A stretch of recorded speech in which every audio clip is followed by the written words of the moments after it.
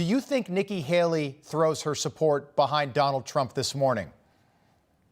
Well, I don't know about this morning, but I think eventually people who voted for Nikki Haley will be faced with a choice between President Biden, if he's their nominee, or some other Democrat who will basically implement the same policies that are destroying this country, and President Trump. And they'll look back at President Trump's administration as one where we got into no more wars. We had a very strong economy until the pandemic hit.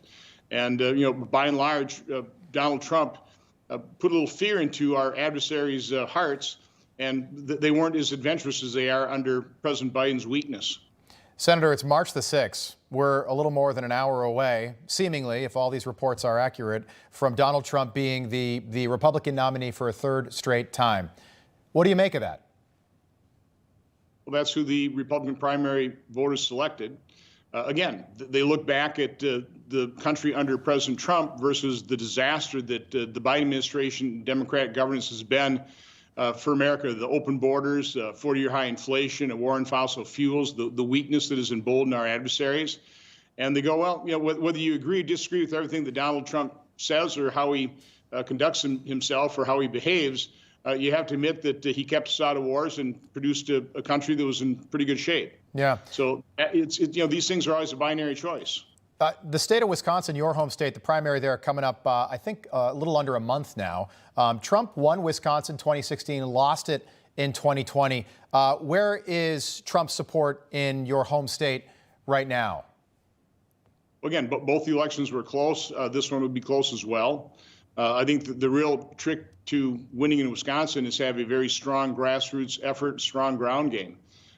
You have to get out the vote. And in Wisconsin, we're doing everything we can to take advantage of things like early voting and absentee ballots. We can't sit on the sidelines and expect to make everything up on election day. So I think we're doing the right things in Wisconsin, and my guess is the Trump campaign will know how to do it. Mitch McConnell, your colleague, announced last week that he's stepping down from leadership in the Senate. I know that you have been vocal about supporting Rick Scott. We hear a lot about the three Johns, Thune, Barrasso, and Cornyn. All three names have been mentioned as candidates in November. How about this? How about Senate Majority Leader Ron Johnson? Is that a possibility? Well, what I've been trying to lead is a process. I come from manufacturing. You don't have a good product without a good process. So what I've been arguing is, we've been under the leadership of one man that didn't really tell us what he was doing or what he was up to or where he was leading us, and that's got to end. Any successful organization in the private sector has a mission statement. They have goals. That people working for that organization understand their roles that they play to achieve those goals and that mission.